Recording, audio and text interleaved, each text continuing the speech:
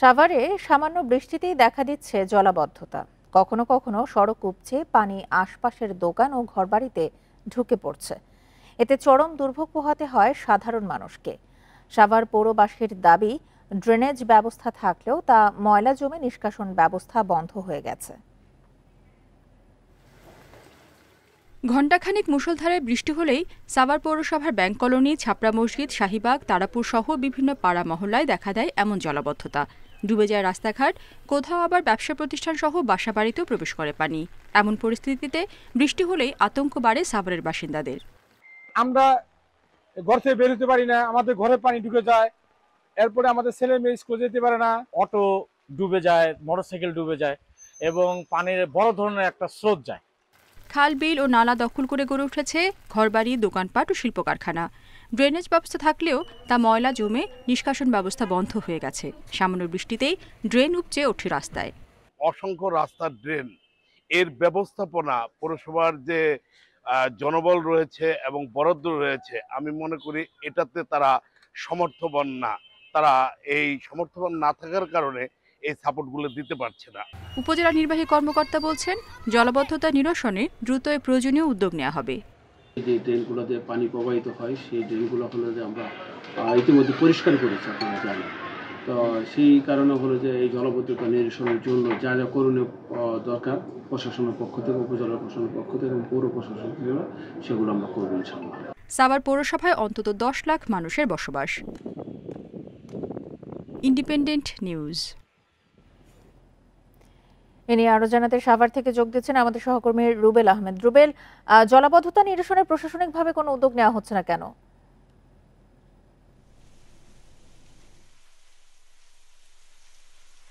দেখুন, প্রশাসনিকভাবে কেন উদ্যোগ নেওয়া হচ্ছে না এই প্রসঙ্গে আসার আগে আমি যদি একটু সড়কের আজকের সকালের চিত্র দেখাতে চাই। আমি স্থানীয়দের সাথে কথা বলে জানতে পেরেছি, আমি এখন আছি ব্যাংক কলোনি মহল্লায়। আপনি হয়তোবা ক্যামেরার মাধ্যমে দেখতে পাচ্ছেন যে এই ব্যাংক কলোনি মহল্লার কিন্তু সড়কটিতে কিন্তু জলাবদ্ধতার সৃষ্টি হয়েছে।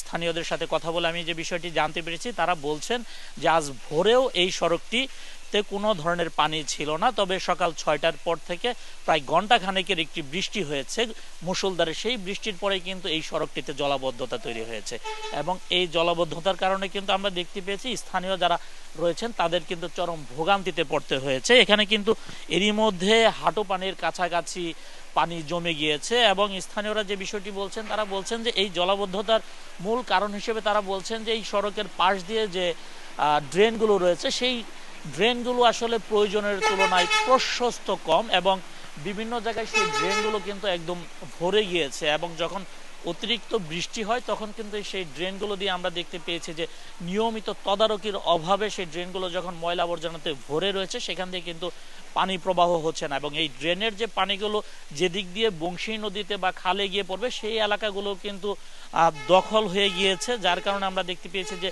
কিছু বৃষ্টি হলে, ঘন্টা খানিকের বৃষ্টি হলে সাভারের শুধু এই যে ব্যাংক কলোনি মহল্লা, এই মহল্লায় নয়, সাভারের প্রায় পৌর এলাকার বিভিন্ন মহল্লায় কিন্তু এমন জলাবদ্ধতা তৈরি হয় এবং ঘন্টা খানিকের বৃষ্টিতে যে জলাবদ্ধতা তৈরি হয় সেই জলাবদ্ধতা কেটে যেতে কিন্তু কখনো কখনো আমরা দেখতে পেয়েছি যে 5 থেকে 6 ঘন্টা লাগে। অর্থাৎ ঘন্টা খানিকের বৃষ্টিতে পৌরবাসীকে 6 থেকে 7 ঘন্টা পানি ভেঙে যাতায়াত করতে হয়। এই বিষয় নিয়ে আমরা সাভার পৌরসভার বর্তমানে যিনি দায়িত্বে রয়েছেন উপজেলা নির্বাহী কর্মকর্তা, তিনি প্রশাসকের দায়িত্বে রয়েছেন, তার সাথে আমরা কথা বলার চেষ্টা করেছি।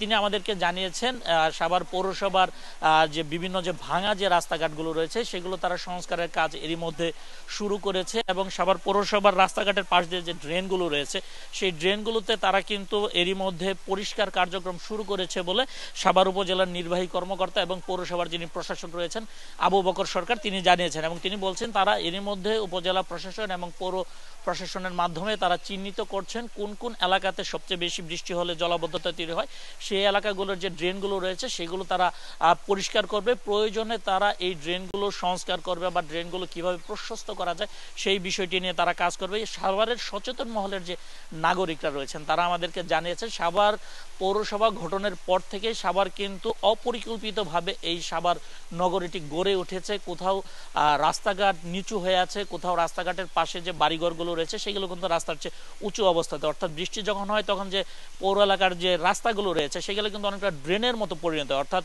যে সড়কের পাশে যে ড্রেনগুলো রয়েছে সেটার যে ধরনের প্রশস্ত কম, তার চেয়ে বেশি যে অংশে পানি জমে থাকে সেটাকে কিন্তু অনেকে ড্রেন মনে করে, অর্থাৎ ড্রেনের মধ্যে, খালের মধ্যে যেভাবে পানি জমে থাকে ঠিক সেইভাবে কিন্তু সড়কের উপরে এই পানিগুলো জমে থাকে, যার কারণে সাভার পৌরবাসী যখনই বৃষ্টি নেমে আসে তখনই তারা আতঙ্কে থাকে, জলাবদ্ধতায় তাদের বন্দী হতে হবে। এই জলাবদ্ধ নিরসনে সচেতন মহল এবং পৌরবাসী, সাভার পৌরসভার যারা দায়িত্বে রয়েছেন এই মুহূর্তে, তাদেরকে খুব দ্রুততম সময়ের মধ্যে সময় উপযোগী, জনভোগান্তি লাঘবে তারা প্রয়োজনীয় পদক্ষেপ নেওয়ার জন্য আহ্বান জানিয়েছেন।